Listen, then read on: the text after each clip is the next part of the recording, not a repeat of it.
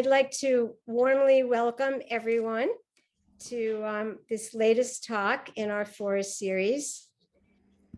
Alosada Kpiwi, let's walk in the woods, finding our place among all of our relations with Rick Holchuh. And we're very excited about this talk. Rich Holschuh is a resident of Wontosteguk, which is Brattleboro, Vermont is the other name for it, and an independent historic and cultural researcher. He served on the Vermont Commission on Native American Affairs and is a public liaison and tribal historic preservation officer for the Elnu Abenaki, members of the contemporary Indigenous community.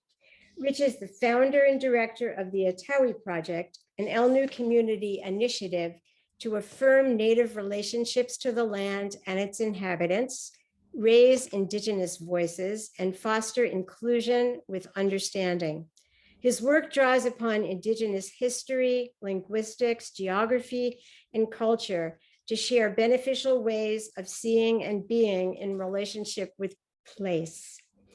And I am just really looking forward to this extraordinary talk with this extraordinary man. So I'd like to warmly welcome Rich Holchuh.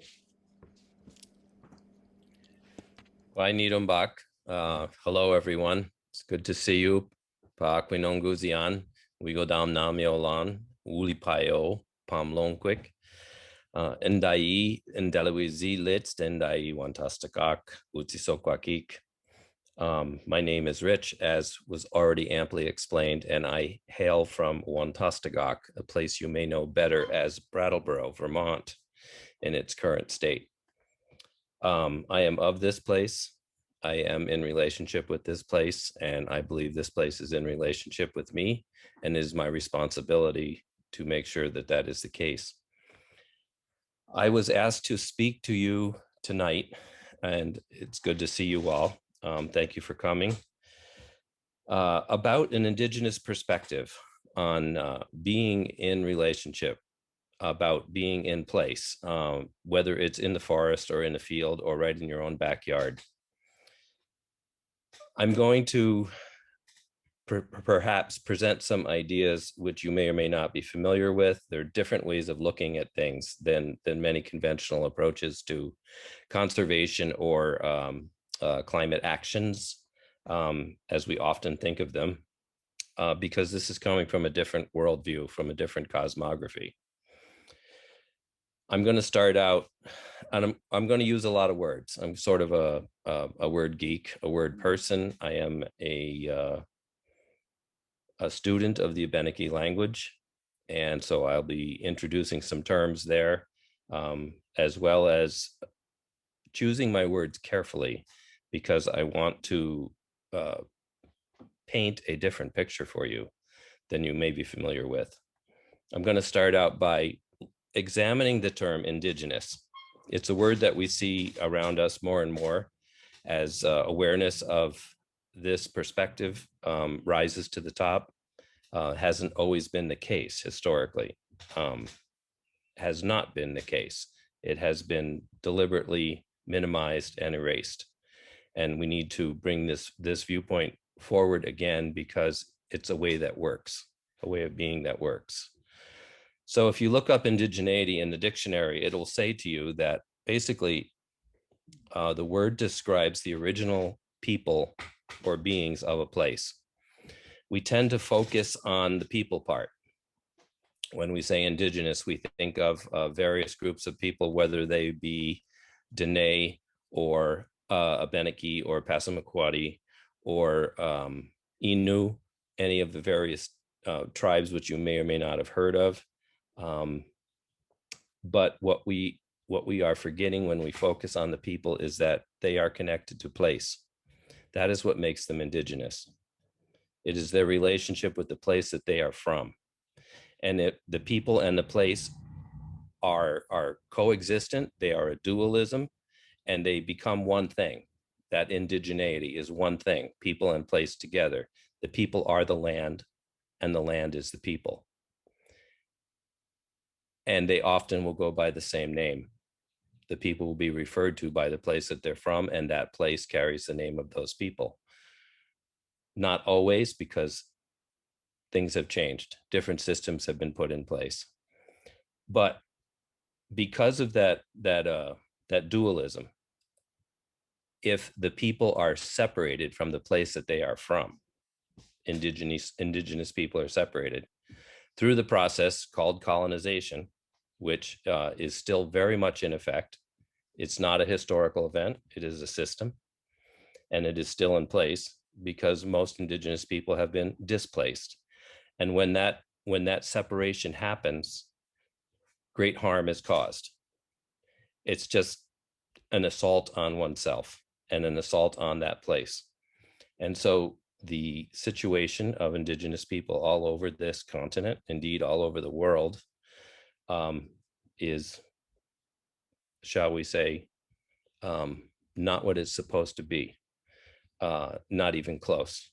And that is because that separation was put in place so that other people could take these resources, these places, for their own good, for their own gain. Process of colonization, the process of dysfunctional relationship that's happening around the world. And a different way to look at being in this relationship is personified by various indigenous cultures. Now, they're all different because all places are different. These cultures come from the land. They are particular to those places. And by being in these places for such an extended period of time, here in what is now called Vermont, the archaeologists will put a date on that of about 12 to 13,000 years. People have been here. This virtual background that you see behind me is Wantostogok. This is where the West River meets the Connecticut. And people have been quite literally present here for 12,000 years. They and their ancestors and their antecedents. And they're still here. But that's the part people don't realize. They're not aware of how this came to be and what it looks like now. I'm going to talk about that tonight. If you look behind me, if you were here with me, you might look around yourself and say, show me where the evidence is of these people. If people have been here for so long, how come I can't see it? I would answer, there's your answer right there. They have been in this place for so long and in relationship with it in such a way that it's not evident. That's called sustainability, in a word. Now, if you walk, say 2 miles south of where this photograph was taken to the downtown part of Brattleboro, which sits directly on the Connecticut River, mid Connecticut River, almost on the Massachusetts line, and you were to walk down to the river, say you wanted to take a dip in the river, you can't. That's called not sustainable. Not because the river there is particularly dirty, although it was horrible not so long ago, 40, 50 years ago. The Connecticut was called the best landscaped sewer in the country. And it was. Brattleboro was dumping its solid waste directly into the Connecticut River until the late 60s. You wouldn't want to go swimming there. So now you can go swimming, but at Brattleboro's essential waterfront, which is where the bridge crosses the river over to New Hampshire, underneath that bridge is a plume of coal tar that is 8 to 10 feet thick, 100 feet wide, and 150 feet long. It sits on the bottom of that river, coal tar sludge, from industrial uses in this town for 80 years. It's still there. The EPA knows it's there. The town and the state know it's there. We can't touch it because it would break up and go downriver and raise holy hell. So Brattleboro, the evidence of Brattleboro having been here for 260 years, as opposed to 12,000 years, is very much evident. and we're still dealing with the consequences. Another story I like to tell is that in this vicinity where this photograph was taken, behind me, we have a historical record of the Reverend Ezra Stiles, who was a Congregationalist minister in Connecticut. He was president of Yale at one time, a learned man, a man who got around. He loved to travel, and he wrote it all down. He had an inquiring mind. And he wrote in his journal that when he traveled up here to Brattleboro, to Wantostogok, in 1768, in the early days, he came up the river with a party of surveyors, and they were going to go a little bit west and survey the new town of Draper. Now, if you look for Draper on a map of Vermont today, you will not find it because the name was changed to Wilmington. Wilmington is in what's called the Mount Snow Valley, where the ski mountain is. And before it came into existence, they had to mark out the lines on the map so that people could go there and claim their little piece for themselves, because that's what settlers do. So Ezra Stiles came up here in 1768, and he wrote down in his journal what he saw. He turned into the West River, pictured behind me, found a trail to cross over the mountains to get to where he was going. That's 2 towns west of here. There just happened to be a trail. I wonder where that came from. He got on the trail and he entered the forest. What did he see? He said it was quite amazing. There was no understory. It was completely clear. It was like walking through a park. He said, in front of me, there was a white ash tree that was 5 feet thick at the base, 100 feet to the first branch. Now, I've never seen a white ash tree like that. I probably never will. They don't exist anymore. And right here, where Reverend Ezra Stiles saw that forest and that tree, 40 years later, 50 years later, there were no trees. No trees. They were gone. We went from having the experience of walking through that beautiful mature forest and that wonderful grandfather tree to having no trees at all. That's called not sustainable. How do we get to such different ways of being in place? It's the way, it's your values, it's the way you approach it, it's the way you go about it, it's what's important to you, what are your priorities. As an Indigenous person who considers oneself one with the land, the land is your mother, the land is your relative.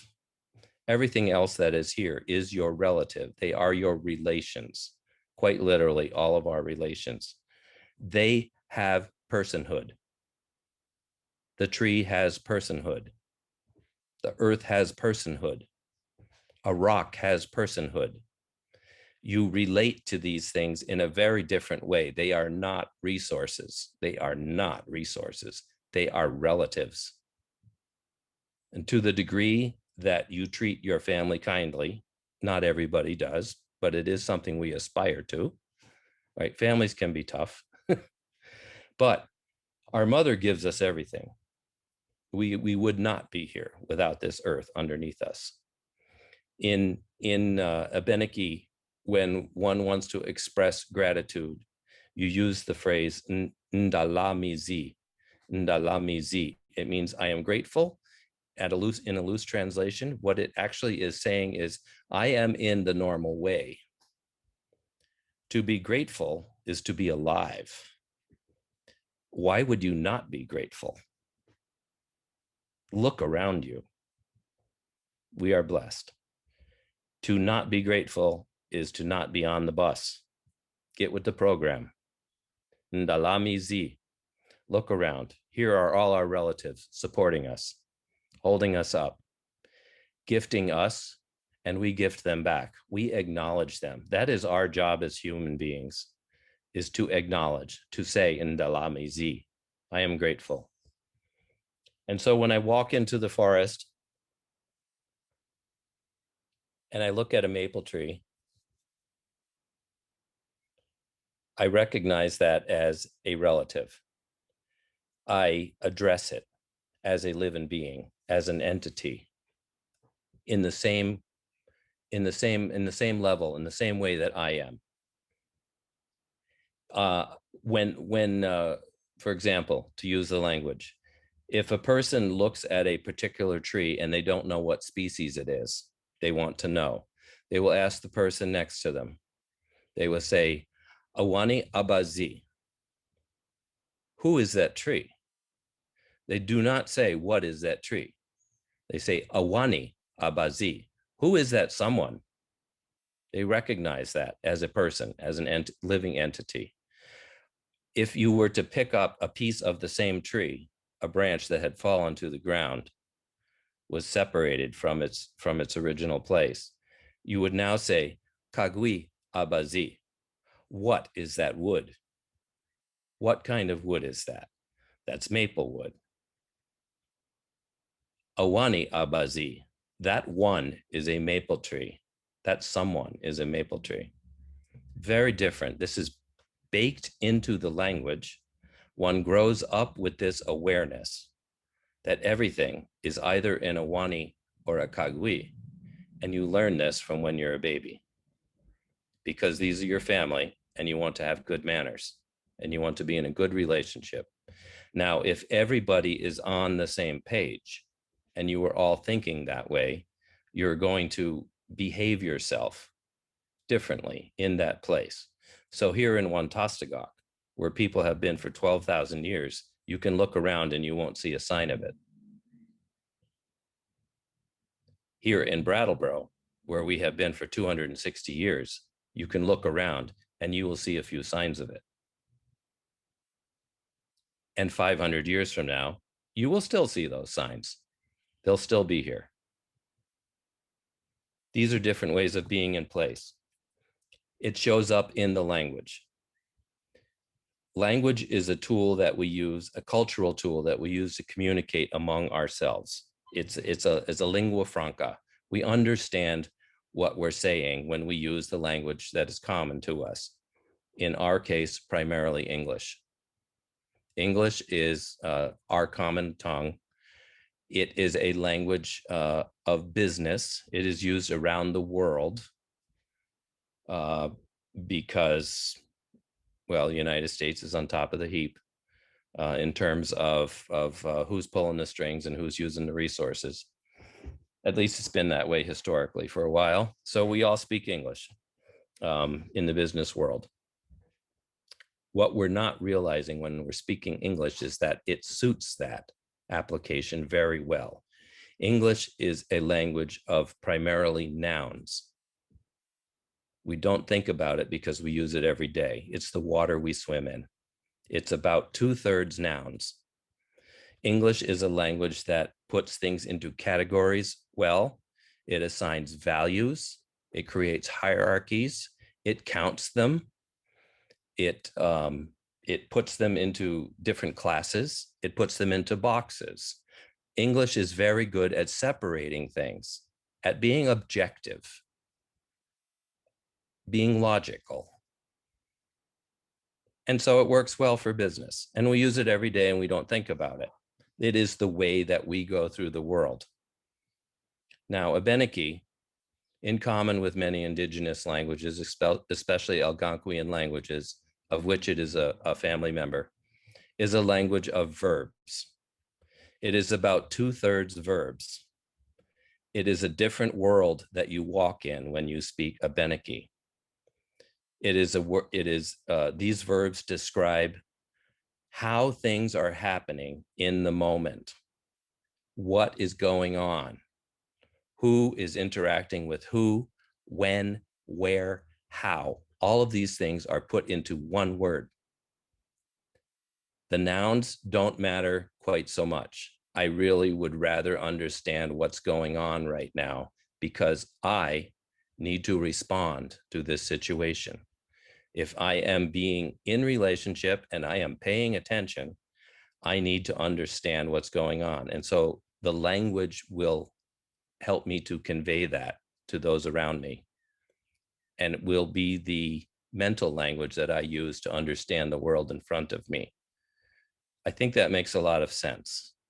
It's a different way of being in the world, and it shows up in the language and in other parts of one's culture. Culture being the set of tools that one uses in your group to go through the world. It's how you make sense of the world. This is how we do it. In English, we do it one way. In America, we do it one way. And in an indigenous culture, whatever that culture might be in that place, this is how you do it. And it fits because that language came out of that land. There are different languages in different cultures, and they are each attuned to that place. Place and land is everything. It comes first. That's why it's our mother. We come from it. Indigenous people, their creation stories relate how they came from that place. That is where they came from. They didn't come from somewhere else. They came of that place. They were born of it.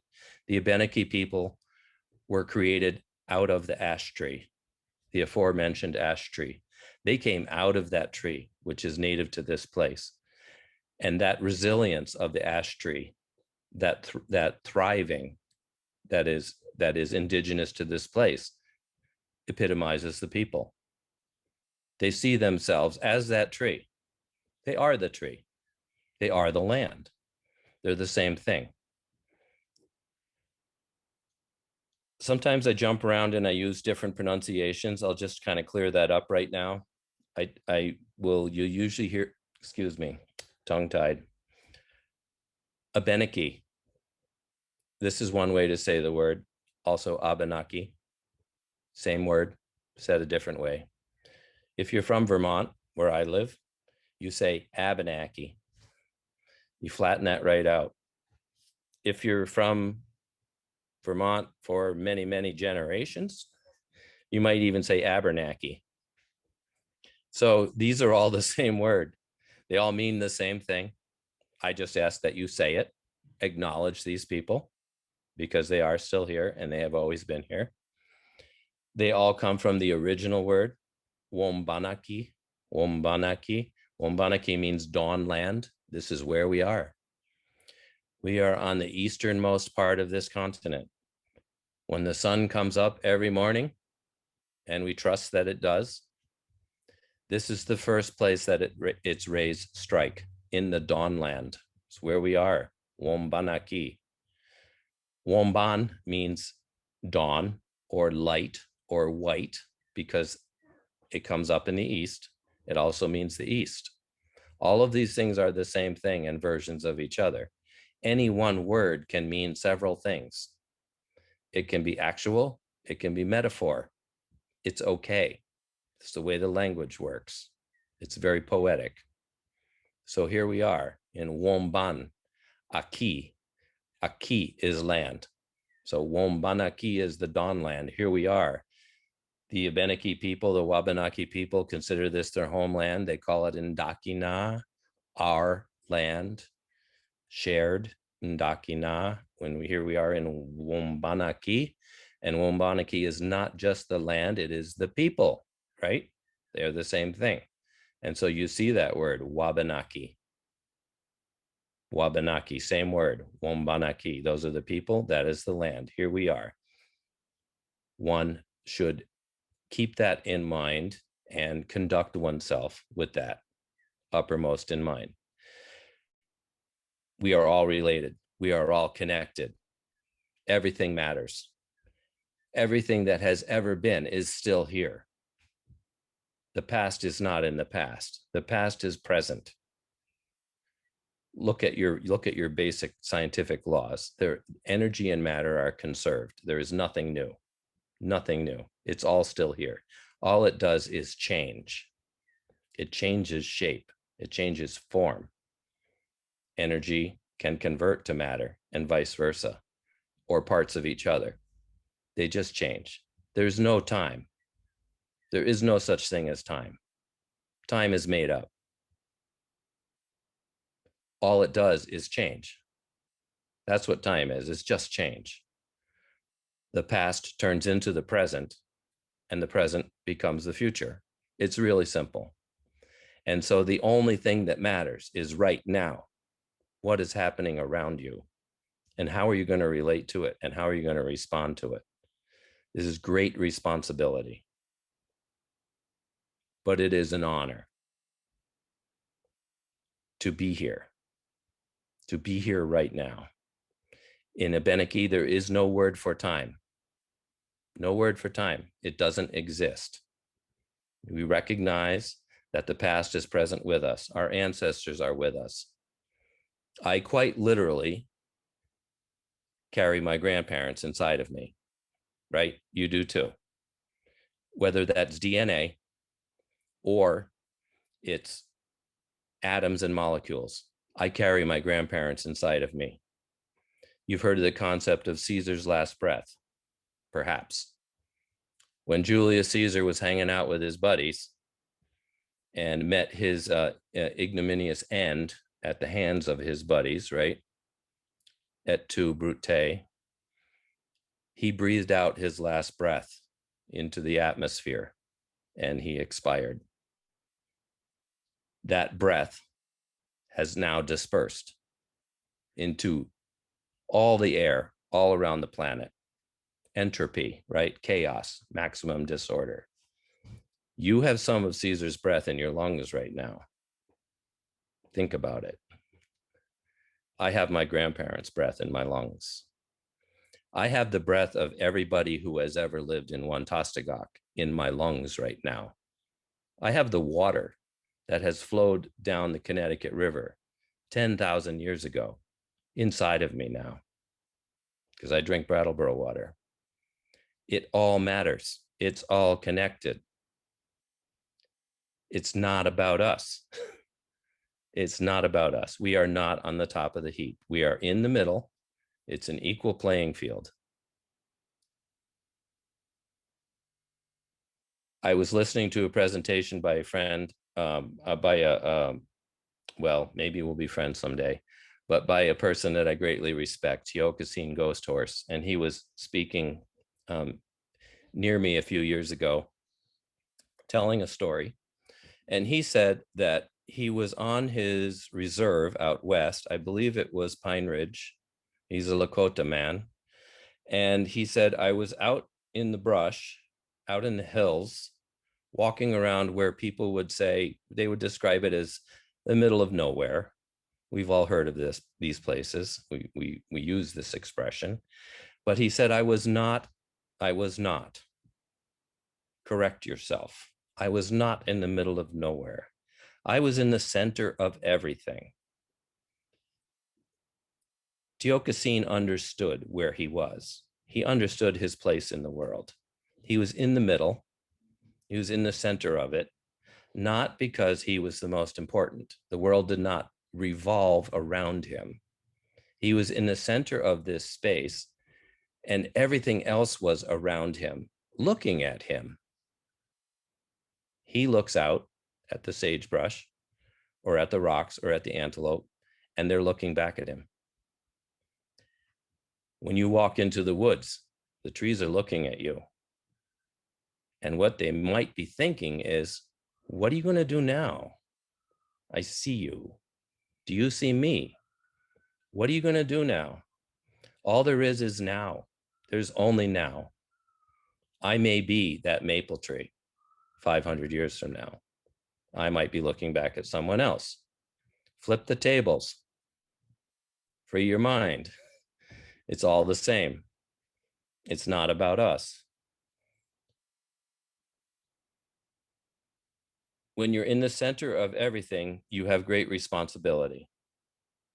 However, we all have that responsibility. We share it. It's not just on you, it's on everyone, because we're all related.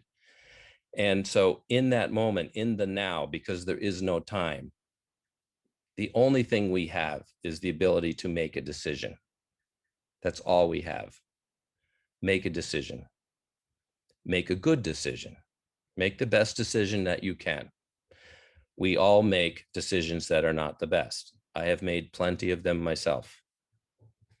Hopefully I have learned from them. This is the value in learning traditional teachings, things that have been around forever. They still work. This is the great value that is attached to tradition among indigenous people. These things have stood the test of time and they work. They always will work. If you follow them, things will go as well as they possibly could. And so when you make a decision in that moment, presented by the circumstances around you, everyone and everything that is there and what is happening, make a good decision. How are you going to make that decision? How are you going to weigh that? It may seem overwhelming.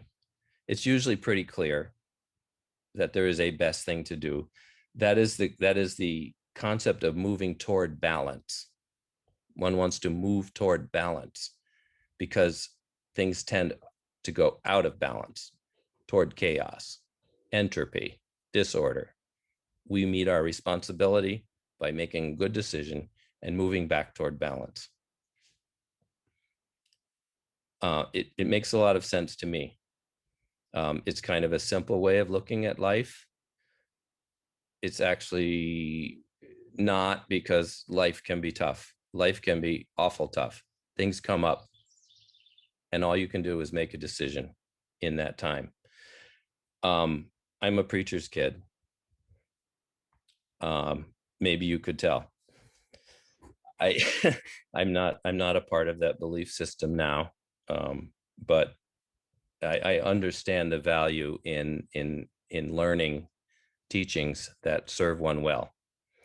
And what I've landed upon here is recognizing that I am related to everything.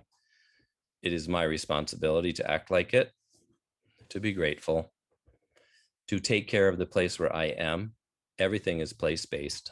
Where you are is what matters the most. How do we work toward a better world in the face of climate change, in the face of all of these things that are happening around us? We start with ourselves. We start with the person next to us and the person next to them. We build community. Human community is very important because we're humans and we are drawn to our own kind, and we have to deal with them. But we are in community with everything else that's around us as well. And when we begin to act that way, things will move in a different direction. Don't look at these things as resources. Look at them as relatives. Do we need to use them to some degree? Yes. Yes, we do. They gift us. We need to gift back by taking care of them. Is this pie in the sky wishful thinking? I don't think so. If we all acted like this all the time, things would be different. Is it all going to change for the better and come out bright on the other side? I'm a pragmatist. I don't think so. People are people. And people who control the power control most of the power. That does not relieve me of my responsibility. I still need to act that way. And if enough of us act that way, we can start to move back toward balance. That's the way I look at things. I have tattoos here. This is a double curve design. It's a balance. It's symmetry. They come together and you want to aim for the middle. Curves are an organic form. They speak of life and plants and growth. So we want to move toward balance. That's our operative principle. We want to be in relationship with each other, human or other than human. We want to recognize that everyone is an awani. It is a someone. It's not a thing. It has spirit. We share this spirit. That spirit can move back and forth between things. We want to be aware and awake when this movement is happening, this change, what we call time. We want to be present and recognize what's going on. There is no word for nature in Abenaki. There is no such thing as nature. There is no other. There is no other. It's us. We are a part of it. In the conservation movement, historically, there have been movements to remove indigenous people from certain places and set them aside for the common, for the public. You probably know these stories. When the early national parks were set up, indigenous people were moved out of them so that everybody could use them. Were they causing any harm there? No. Do humans belong in the landscape? Yes. There have been indigenous people in every place on this planet. A couple exceptions, right?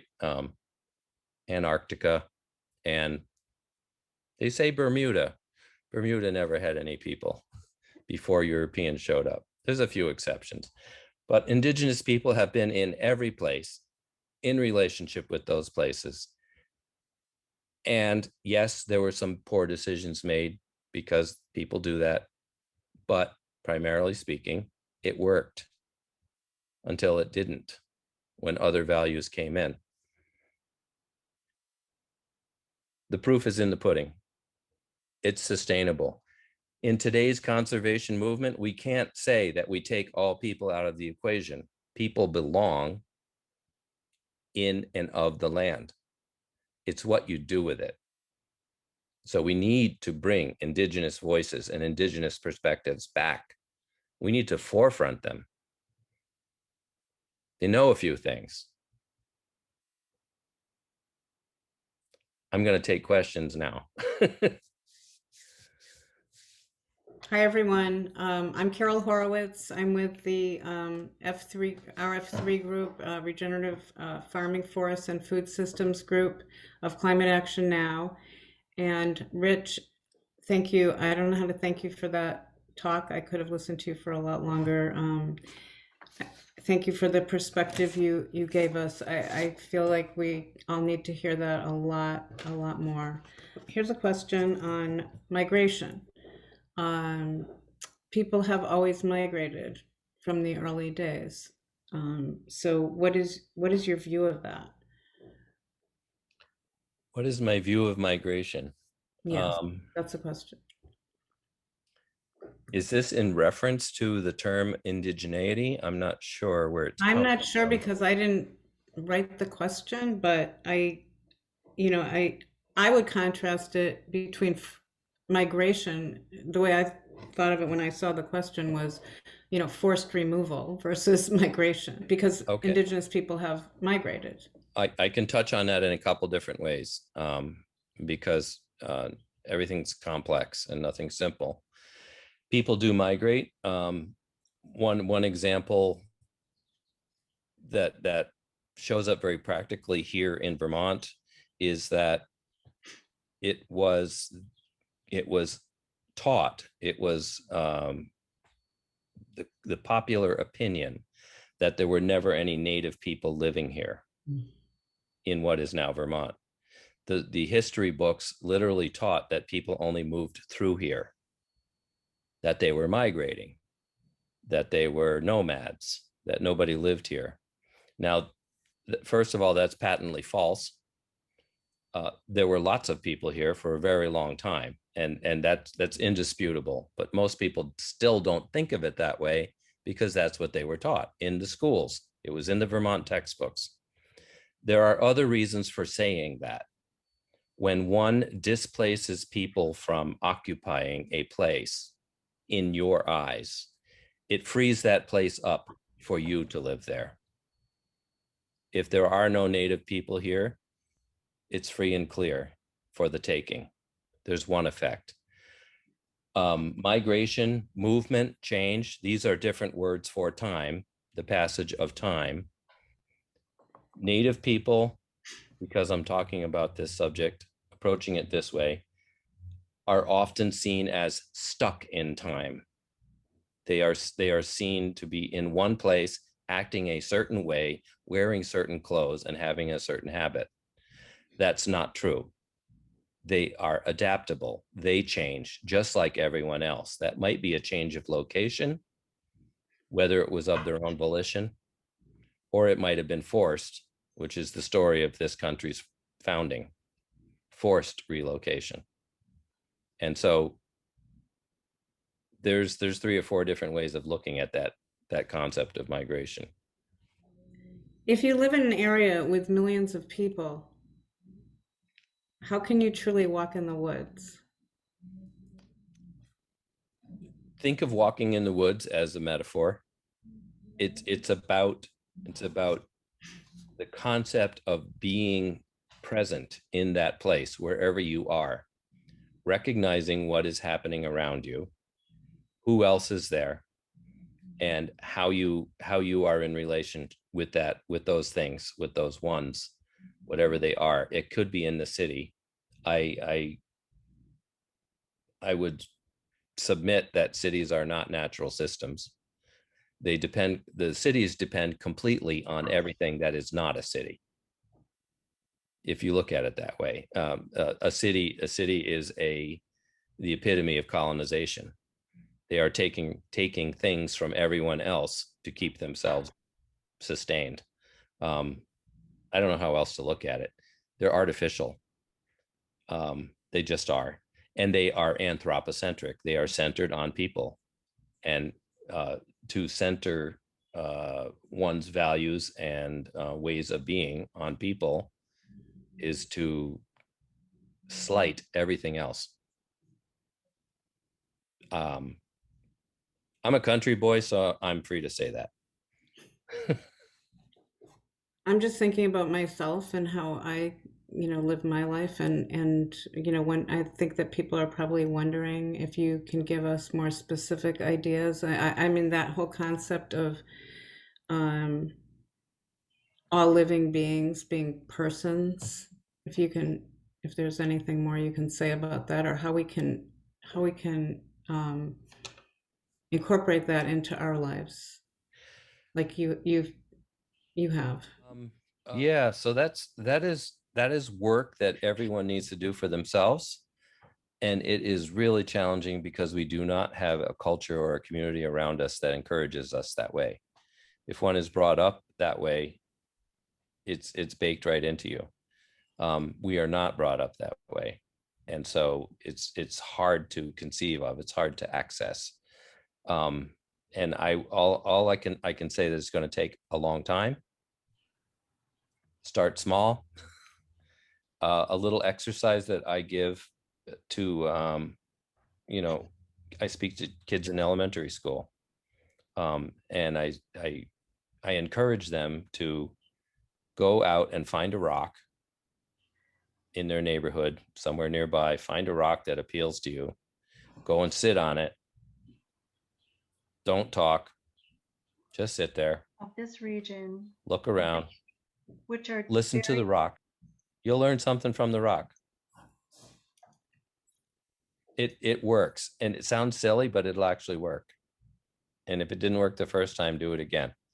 There's just little exercises like that where you slow down enough to be present and listen to what's going on, pay attention. You can do that in a city too. If you sit still, you'll recognize that there's a lot more going on than you've noticed in the past. How does reclaiming language affect the way we see what's around us? Language embodies a culture. The culture creates that language to speak to the way that they see the world. And so different cultures see the world in different ways, very different ways. We take for granted that there's this thing called time. We spend a lot of attention on that. In other cultures, that does not exist. It just does not exist. And that is a very real way of going through the world. You don't need to know what time it is. You can use the sun and the moon and the stars. In the Abenaki calendar, there are years because that is determined by the sun and the seasons, one trip around. There are months that is determined by the moons, one every month, one every 29.5 days, actually. There are no weeks. You don't need a week. What do you need a week for? Weeks were created so that people could go to work and go to church. Quite literally. There was no week for the Abenaki until the Catholic religion showed up. And everyone had to go to Mass on Sunday. So they had to create a week. Until then, there were no weeks. It's not needed. So language personifies a worldview. Just sort of changing the subject here. There appear to be a lot of stone features in the woods of this region, which are very different from colonial stone walls. What's your view of the origin and significance of these presumably Native American stone features? I would concur that there are stone features, stone landscapes that are of native origin.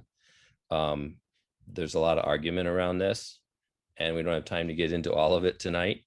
But I do feel that there are stone features of both colonial and native origin, and if one knows what you're looking at, you can tell the difference.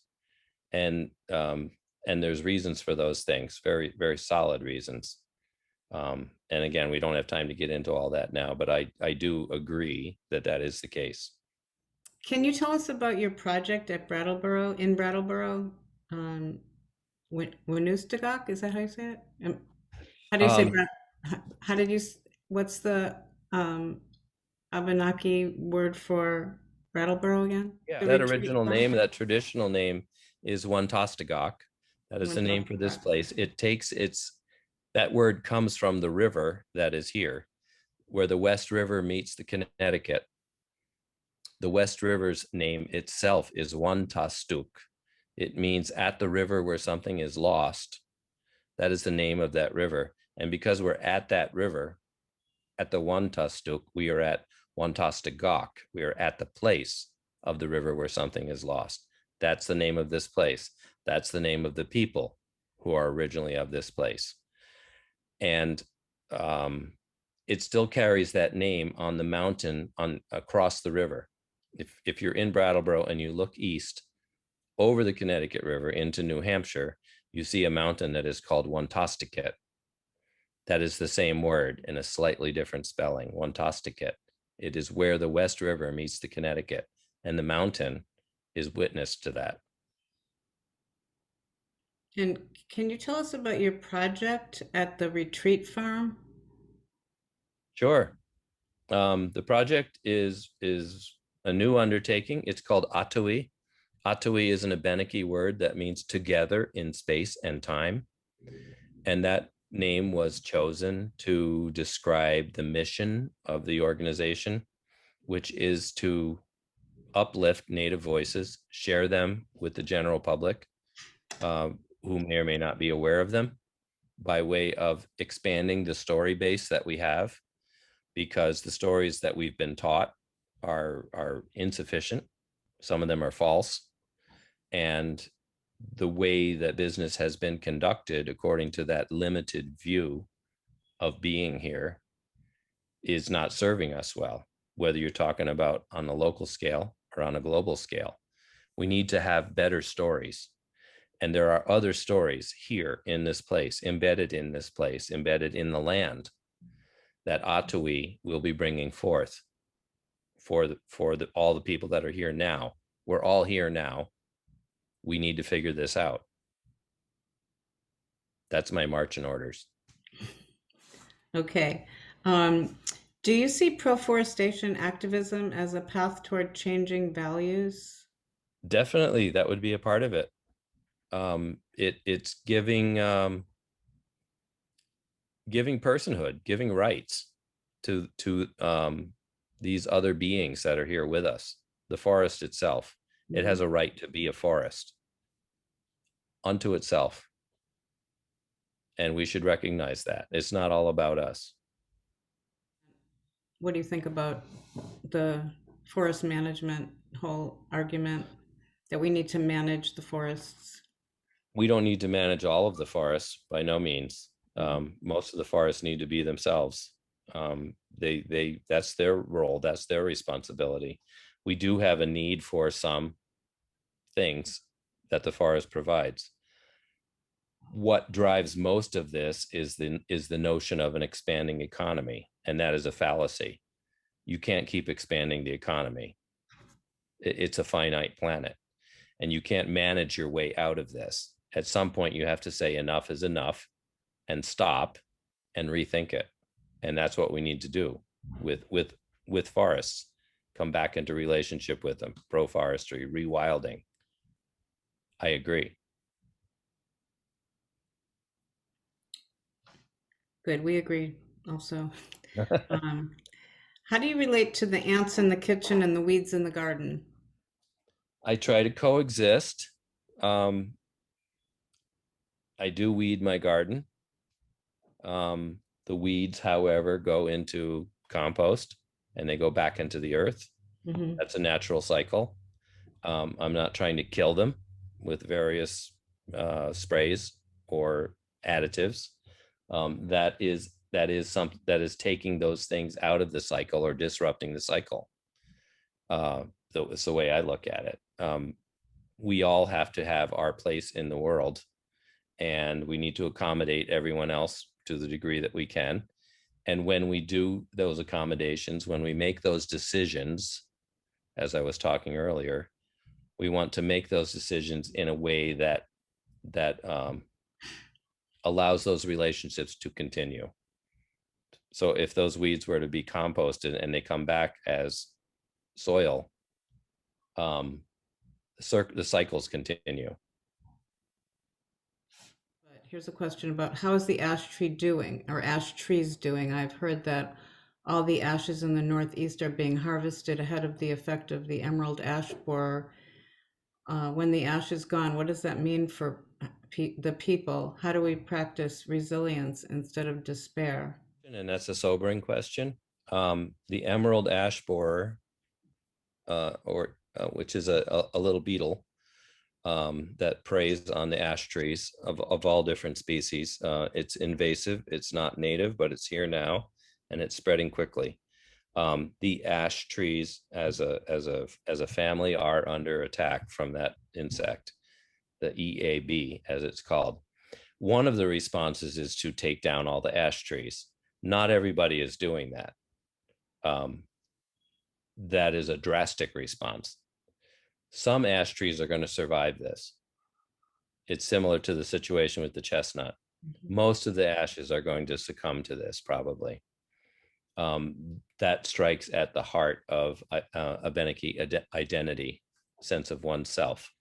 However, Abenaki people, with all people, are resilient and they will adapt.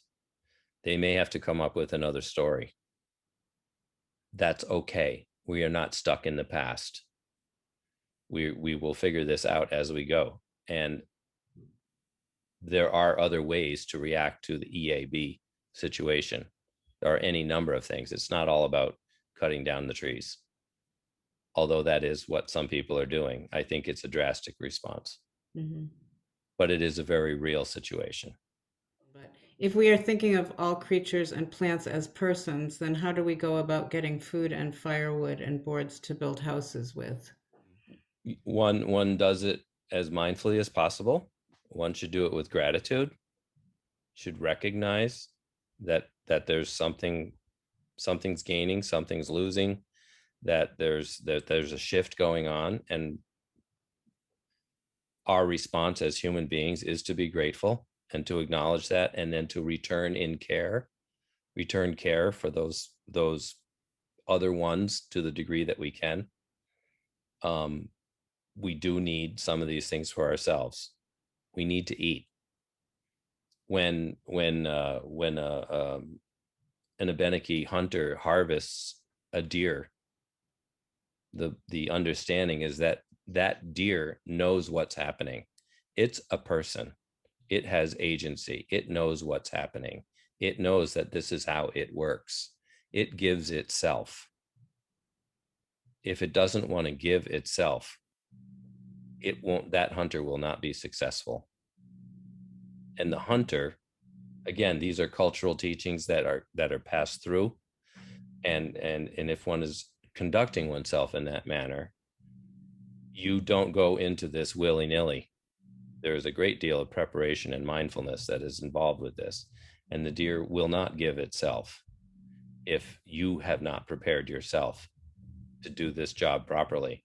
And when you're done, you give thanks, and you offer something to the spirit of that deer. There is a reciprocal acknowledgement going on at all times, and there is nothing wrong with death. Death is part of life. We need to accept that. Death is not bad. Death is just different. There is no good. There is no evil. They are just different. When we get into too much of what we call evil, things go downhill. That's not good. We need to move back toward balance. Mm. You got to get away from the binary and put things back together again. Stop putting them in boxes. Going back to the proforestation question, do you think some forest land should be left alone from people? That people shouldn't be able to go into some forest? It depends what they're doing. It depends what they're doing. As I mentioned earlier, I feel that people are an essential part of the landscape. There is a place for people. What they're doing there, how they're conducting themselves is what matters. Do you have any advice for us, so how we can inspire people to forego the conveniences that they expect in their lives so that we can reestablish the kind of relationships that you're teaching us about? I think that's an uphill battle because everything that we're told tells us otherwise. It's going to be, again, grassroots work, which you folks are doing, grassroots work, working in your communities, working in your neighborhoods. It's got to trickle up to the people who are making the policy decisions, whoever those people are. They are controlling those decisions, and they need to be held accountable. In our governmental system, that's the way it's supposed to work. That's all I can say. Start in your own backyard, though. Start in your town. Work on land use policy in your own town, in your own area, your own region. Charity begins at home. Not what people want to hear. They want big change right away, but it doesn't work that way. Can you say how descendants of the settlers who took away indigenous lands can acknowledge the people who lived on the lands where we live now? Sure. That's important, to address the fact that that this is the situation both then and now, and that those groups of people are still separated from their homelands. We need to listen to those stories. We need to hear from those voices, give them that platform, give them that opportunity, ask them what they want. It doesn't need to look like the way that you think it will look, because that is a Western colonized way of thinking. Being in relationship with place is not about owning it. It's about being in relationship with it. There is no owning. That again is a really big question subject to get into. But first of all, I would say find out who those people are and let them speak for themselves. It's not, we need to get out of the way as a colonized society. We have never done that. So as a country, this country has not yet dealt with that fact of its founding. Stolen land, stolen lives. It's really basic. That's what this country was built on. It's hard to face. It hurts. It should hurt. A lot of people have been hurt. A lot of someones have been hurt. And I don't know. It takes a lot of humility a lot of accepting, a lot of allowing, and we're not used to doing that. We're not taught to do that. Mhm. Will trees give themselves to the loggers? What would you say about that? Are those two parties acting in a reciprocal relationship? Are they taking care of each other? Mhm. That's the way to look at it. Is that logging operation making sure that that tree's progeny, that the entire world that tree lives in is maintained? Is it moving forward? Does it have every right, every ability to thrive that the people do? It's a simple question. The simple answer is usually no, not at all, because we we we are taking it all for ourselves. It is a very lopsided equation. It's not an equation. It's an open-ended, pit. And so, are they in reciprocal relationship? Are they taking care of each other? Are they treating each other as equals? For That's just a way to make a decision in the moment. Are you taking one tree, or are you taking all of the trees?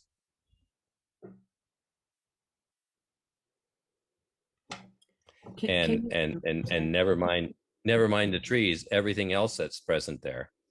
There are millions and millions of ones living there. It's not just the tree. It kind of boggles the mind. And so one would say, well, we can't do that. That's not practical. There's so many people that have so many needs. Well, we've been conducting ourselves in this manner for a long, long time. So that does not relieve you of the responsibility of making a good decision. You don't throw the baby out with the bathwater. ask one more question and then we're going to have to just wrap up. Can you mention the documentary Dawnland about the efforts in Maine, the Truth and Reconciliation efforts in Maine? Mm-hmm. The movie Dawnland is a powerful film. If you haven't seen it, I would recommend you see it. It is a sad and a sobering film. It may share stories with you that you're not familiar with. Um, it it addresses the treatment of Wabanaki people in Maine by the powers that be, the government, and by colonized society. And most people are not familiar with these stories. They haven't heard them. It's shocking. It's really shocking. This has been going on for a long, long time, right under everyone's noses, and we're not taught about it, and it's hidden. And the way that we treat each other as human beings is a manifestation of how we treat the world around us. If we treat each other like that, and human beings are supposed to be the race, the group of beings that we value the most, how little do we value everything else? As we treat each other, so we treat the world. And if you watch the movie Dawnland, you'll find out some things that you may not have been aware of that are right here in New England. This has been going on for a long, long time, and it needs to be faced, and it should be addressed. It's behaving badly, very badly. Yes, very badly. I saw that film. Rich, thank you. It was really a wonderful talk, and I hope that we can work with you in the future. Well, I will say thank you, Kitsi Wulioni. Great thanks to you all as well. And I hope we can do that as well. Yeah. Thank you all.